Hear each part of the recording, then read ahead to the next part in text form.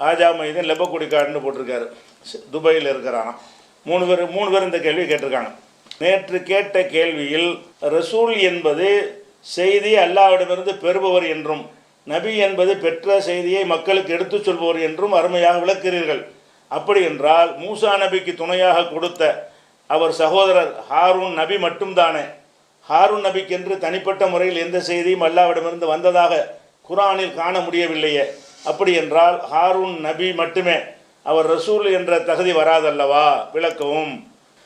அதாவது நம்ம சொன்ன ரசூல் என்று சொன்னால் அல்லாஹ்விடமிருந்து செய்தியை வாங்குறவர் ரசூல், வாங்கிய செய்தியை மக்களுக்கு சொல்பவர் நபி.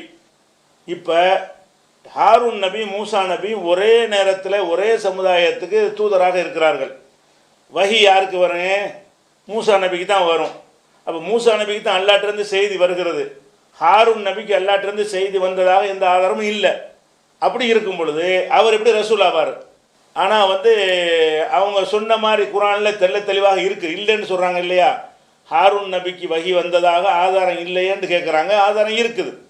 எப்படி ஆதாரம் இருக்குதுன்னு கேட்டால், அதாவது 4வது சூறாவில் 163வது வசனத்தில் அல்லாஹ் சொல்லுகிறான், இன்னா அவுஹைனா இலைக்க, நபியே உமக்கு நாம் வஹி அறிவித்திருக்கிறோம். ரசூல்லா பார்த்து அல்லாஹ் சொல்கிறான், உமக்கு அந்த தூது செய்தி அறிவிக்கிறோம். எந்த மாதிரி அறிவிக்கிறோம் என்று கேட்டால், கமா அவுஹைனா இலா நூஹின், நூஹு நபிக்கு அறிவித்தது போல, ஒன் நபியீன மின் பாதிஹி, அவருக்கு பிறகு வந்த நபிமார்களுக்கு அறிவித்தது போல முஹம்மதே உமக்கும் அறிவிக்கிறோம். ஓ அவுஹைனா இலா இப்ராஹீம, இப்ராஹீமுக்கு அறிவித்தது போல, ஓ இஸ்மாயில, இஸ்மாயிலுக்கு அறிவித்தது போல, ஓ இஸ்ஹாக்குக்கு அறிவித்தது போல, ஓ யாக்கூபுக்கு அறிவித்தது போல, ஓ அஸ்பாத் அவருடைய வழித்தோன்றல்களுக்கு யூசுப்னா இருப்பார்ல அவருக்கு அறிவித்தது போல, ஓ ஈசாவுக்கு அறிவித்தது போல, ஓ ஐயூபுக்கு அறிவித்தது போல, யூனுஸுக்கு அறிவித்தது போல, ஓ ஹாரூனுக்கு அறிவித்தது போல உமக்கு வஹி அறிவித்திருக்கிறோம். 4:123 தெளிவான வாசகங்களை கொண்டு அல்லாஹ் சொல்கிறான். அப்போ மூசா நபிக்கு வஹி வரும், அதை ஹாரூன்ட்ட அவர் சொல்லுவார், அவர் அதன் பிறகு பிரச்சாரம் பண்ணுவார் என்பது தப்பு. அப்போ முகமது நபிக்கு வஹி அறிவித்த மாதிரியே ஹாரூன் நபிக்கு வஹி அறிவித்தோம் என்று சொல்லுகிறான். எல்லா நபிமார்களுடைய பட்டியலையும் போடுகிறான். அதில் ஹாரூனை இடம்பெற செய்து வஹியை தொடர்பு படுத்தி வஹி அறிவித்திருக்கிறோம் என்று அல்லாஹ் சொல்லுகிறான். அப்போ நம்ம என்ன வழங்கணும்? மூசா நபி சமுதாயத்துக்கு கொடுக்க வேண்டிய சட்டங்களை ஒரே டைமில் இவருக்கும் கொடுப்பான், அவருக்கும் கொடுப்பான், 2 பேருக்குமே வரும். அவரவர் வாங்கியது மூசா நபிக்கு அவரிடமிருந்து ஹாரூன் நபி வாங்கிட்டு போய் சொன்னார்னு சொன்னால் அவர் நபியாக கூட ஆக மாட்டார். நபின்னு சொன்னால் அல்லாஹ்விடமிருந்து வாங்கி போனதான் நபியாகும். இவருக்கும் அல்லாஹ்வுக்கும் எந்த தொடர்பு இல்லை என்று சொன்னால், இப்போ மூசா நபி சொன்னது அவருடைய உம்மத்தில் ஒரு ஆள் வாங்கி அதை மக்களுக்கு சொன்னால் நபி ஆயிடுவாரா? செய்தியை சொல்கிறவரெல்லாம் நபி ஆக மாட்டாங்க. செய்தியை அங்கேருந்து வாங்கி சொல்லணும், அல்லாஹ்விடமிருந்து வாங்கி சொல்லணும். அப்போ உங்கள் கருத்து பிரகாரம் பார்த்தீங்கன்னா ஹாரூன் நபியிலையும் சேர மாட்டார். அதாவது அல்லாஹ்விடமிருந்து செய்தி வராமல் மூசா நபிக்கு தான் செய்தி வரும்.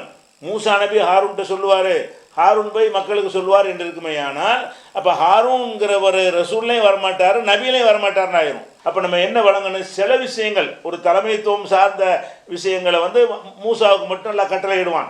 இப்போ ஃபிரௌன் விரட்டி கொண்டு வர்றான், கடலுக்கு முன்னாடி மாட்டிக்கிறாங்க, கடலை அடிப்பாயாகங்கிற உத்தரவு அவருக்கு தான் வரும். ஏன்னா அது மக்களுக்கு ஒரு உலக நிர்வாகம் பண்ணுவதற்குரிய ஒரு சட்டம். அந்த மாதிரி விஷயத்தை அல்லாஹ் மூசா நபிக்கு சொல்லியிருக்கானே தவிர மற்ற விஷயங்கள் எல்லாம், போதிக்கிற விஷயங்களை எல்லாம் 2 பேருக்கும் தான் சொல்கிறான் என்பதை நம்ம விளங்கிக் கொள்ளணும். வஹி அறிவித்தோன்னு வந்துவிட்டது. அதுபோக 20வது அத்தியாயத்தில் 43, 44, 45, 46, 47, 48 அந்த வசனங்களை நீங்கள் பார்த்தீங்கன்னா அல்லாஹ் எப்படி பேசுகிறான்னா, இதுஹபா நீங்கள் 2 பேரும் போங்கள், இலா ஃபிரௌன்ட்ட போங்க, ஃபகூலா 2 பேரும் சொல்லுங்கள் அப்படின்னு அல்லாஹ் சொல்லி காட்டுகிறான். அவங்க 2 பேரும் அல்லாஹ்ட்ட முறையிடுறாங்க, யாரெல்லாம் அவன் அநியாயக்காரனாச்சே, நாங்கள் சொல்ல போனால் எங்களுக்கு அக்கிரமம் பண்ணுவானேன்னு முறையிடும் பொழுது 2 பேரும் சொன்னார்கள். அப்போ அல்லாஹ் என்ன சொல்கிறான்? லா தஹாஃபா 2 பேரும் பயப்படாதீர்கள், இன்னனி மாக்குமா நான் உங்கள் 2 பேரோடையும் இருக்கிறேன். அப்போ 2 பேரை நோக்கி எல்லாம் பேசினான்னு வருதா இல்லையா? ஃபத்தியாஹு நீங்கள் அவன்கிட்ட போங்க, ஃபகூலா 2 பேரும் சொல்லுங்கள். அப்போ இன்னா கது ஊஹிய இலைனா எங்களுக்கு அல்லாஹ்ட்ட வஹி வந்திருக்கு என்று சொல்லுங்கள். அப்போ 2 பேரையும் நோக்கி அல்லாஹ் பேசும் பொழுது இருமையில் பேசுகிறான். அரபு மொழியில் ஒருமை இருக்கிறது, இருமை இருக்கிறது, பன்மை இருக்கிறது. வேறு மொழியிலாம் ஒருமையும் பன்மையும் தான் இருக்கும். அரபு மொழியில் 2 பேரை சொல்வதற்கு ஒரு தனி வாசக அமைப்பு இருக்கிறது. அந்த 2 பேருக்குள்ள வாசக அமைப்பை தான் இந்த வசனங்களில் அல்லாஹ் பயன்படுத்துகிறான். அதனால 2 பேருமே அவங்க மக்களுக்கு சொல்வது அல்லாஹ்ட்டிருந்து அவங்க பெற்று தான் சொன்னாங்களே தவிர, ஹாரூன் நபி மூசா நபிகிட்ட வாங்கியே போய் சொல்லலை. அப்படி சொன்னால் அவர் நபியாகவும் ஆக மாட்டார், ரசூலாவும் ஆக மாட்டார்.